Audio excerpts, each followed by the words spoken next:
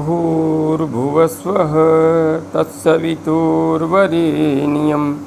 भर्गो देवस्य धीमहि धियो यो नः प्रचोदयात्। उस प्राण स्वरूप दुखनाशक सुख स्वरूप श्रेष्ठ तेजस्वी पापनाशक देव स्वरूप परमात्मा को हम अपने अंतरात्मा में धारण करें। वह परमात्मा हमारी बुद्धि को सतमार्ग की ओर प्रेरित करे। भाइयों बहनों, जय श्री राम, जय गुरुदेव, जय माँ आदिशक्ति।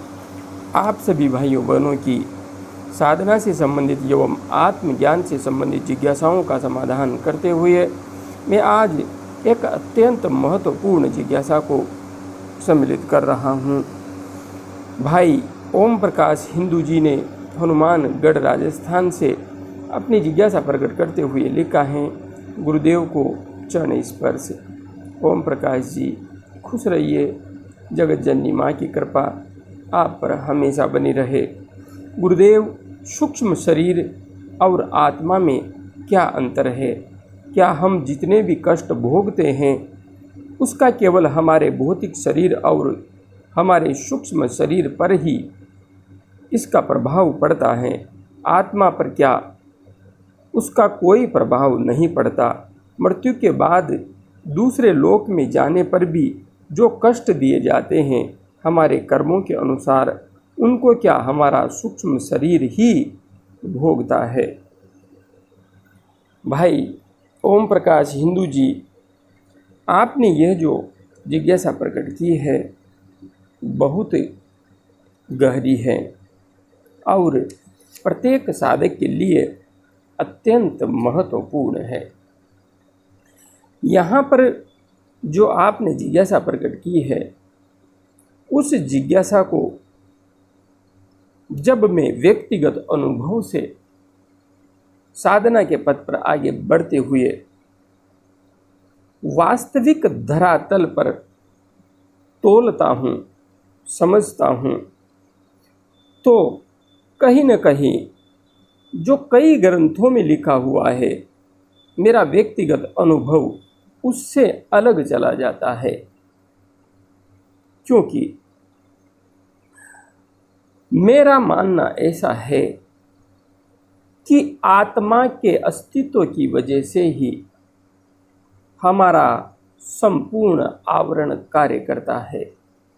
यदि आत्मा नहीं है तो चाहे स्थूल शरीर हो या सूक्ष्म शरीर, सब कुछ अक्रिय हैं।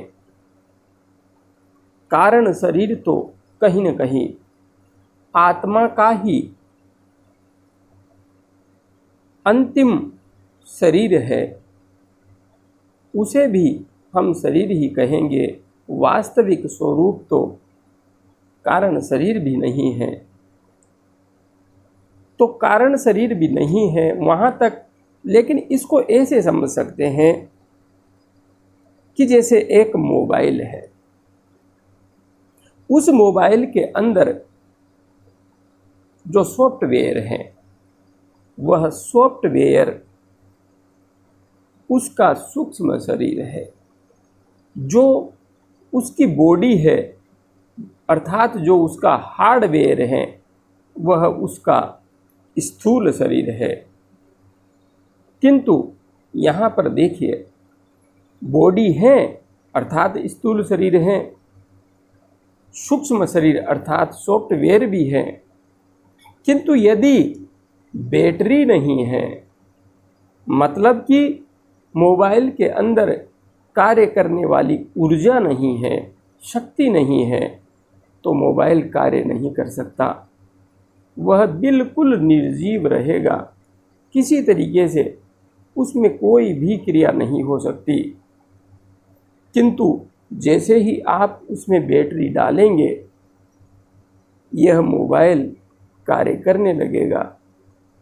तो हमारी आत्मा इस शरीर में बैटरी का कार्य करती है। बैटरी हमारी आत्मा है, मतलब कि ऊर्जा हमारी आत्मा है। उसी ऊर्जा से हमारा सॉफ्टवेयर चलता है, मतलब कि सूक्ष्म शरीर चलता है। अब जहाँ तक बात है, आगे आपने पूछा है उसका केवल हमारे भौतिक शरीर और हमारे सूक्ष्म शरीर पर ही इसका प्रभाव पड़ता है। देखिए, आत्मा नहीं है।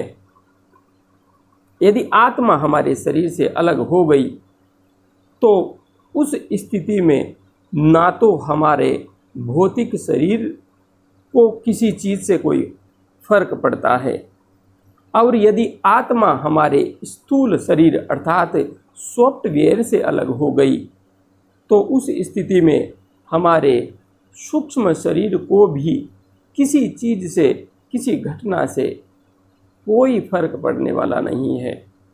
हम जब मृत हो जाते हैं तो हमारा स्थूल शरीर, जिसमें से आत्म चेतना निकल जाती है अर्थात सूक्ष्म शरीर बाहर निकल जाता है, तो यहाँ पर एक उच्च स्तरीय योगी को जब हम लेते हैं तो उच्च स्तरीय योगी जो कि मुक्त अवस्था को प्राप्त कर चुका है, वह अपने शरीर में से जब अपने प्राणों को त्याग करेगा, अपने शरीर को छोड़ेगा, तो वह सिर्फ स्थूल शरीर ही नहीं छोड़ता, वह हम अपने शरीर को छोड़कर जाते हुए स्थूल शरीर एवं सूक्ष्म शरीर के साथ कारण शरीर को भी यहीं छोड़कर चला जाता है, और ऐसी स्थिति में वह मुक्त हो जाता है। तो यहाँ पर विशेष रूप से समझने की बात यही है कि आत्मा के होने की वजह से ही, आत्मा के अस्तित्व की वजह से ही स्थूल शरीर, सूक्ष्म शरीर और कारण शरीर, इनमें अनुभूति आती है। किंतु वास्तविक अर्थ में देखा जाए तो आत्मा में स्वयं का कोई अनुभव नहीं रहता। जिस प्रकार से एक मोबाइल में हार्डवेयर नहीं हो और सॉफ्टवेयर नहीं हो, सिर्फ बैटरी ही रह जाए तो बैटरी किसी भी प्रकार की क्रिया नहीं कर सकती, किसी भी प्रकार से वह कोई अनुभव क्रिएट नहीं कर सकती। उसे भी, बैटरी को भी अपनी ऊर्जा को प्रकट करने के लिए सॉफ्टवेयर की आवश्यकता है, हार्डवेयर की आवश्यकता है। जब इनका साथ मिलेगा तभी वह बैटरी वास्तविक रूप में कार्य कर पाएगी, कुछ अनुभव कर पाएगी। तो यहाँ पर जब हमारा सूक्ष्म शरीर निकलता है या अन्य किसी लोक में जाता है तो वहाँ पर आत्मा भी साथ रहती है। यह नहीं है कि सूक्ष्म शरीर के साथ आत्मा नहीं जाती है। हमारे कर्मों के परिणाम स्वरूप आत्मा हमेशा बंधी रहती है और मुक्त होती है तो हमारी आत्म चेतना ही मुक्त होती है। जैसे जैसे हम साधना के पथ पर, जब तप ध्यान के पथ पर आगे बढ़ते जाते हैं, वैसे वैसे हम स्थूल शरीर से कटते हैं, फिर सूक्ष्म शरीर से कटते हैं, फिर कारण शरीर से कटते हैं। तब जाकर के जब ये सारे आवरण छूट जाते हैं तभी तो जाकर के हमारी आत्मा मुक्त होने की स्थिति में आती है। इसलिए मेरा मानना तो यही है कि चाहे अनुभव स्थूल शरीर को होता हो, अनुभव चाहे सूक्ष्म शरीर को होता हो, किंतु ये सारे अनुभव आत्मा में जाते हैं। बिना आत्मा के इन अनुभवों का कोई अस्तित्व ही नहीं है। सूक्ष्म शरीर भी जड़ है, स्थूल शरीर भी जड़ है, चेतन तो सिर्फ आत्म तत्व है। इसलिए कर्ता एवं भोक्ता सिर्फ और सिर्फ आत्मा ही है, क्योंकि जिसकी उपस्थिति में जो होता है वही तो करता है, और जिसकी उपस्थिति में जिसे भोगने का एहसास होता है वही तो भोगता है। यदि आत्मा को स्थूल से हटा दें तो स्थूल शरीर भोगेगा क्या? यदि आत्मा को सूक्ष्म से हटा दें तो सूक्ष्म शरीर भोगेगा क्या? आत्मा ही करता है और आत्मा ही भोगता है। मेरा यह दृष्टिकोण सांख्य दर्शन के समकक्ष जाता है।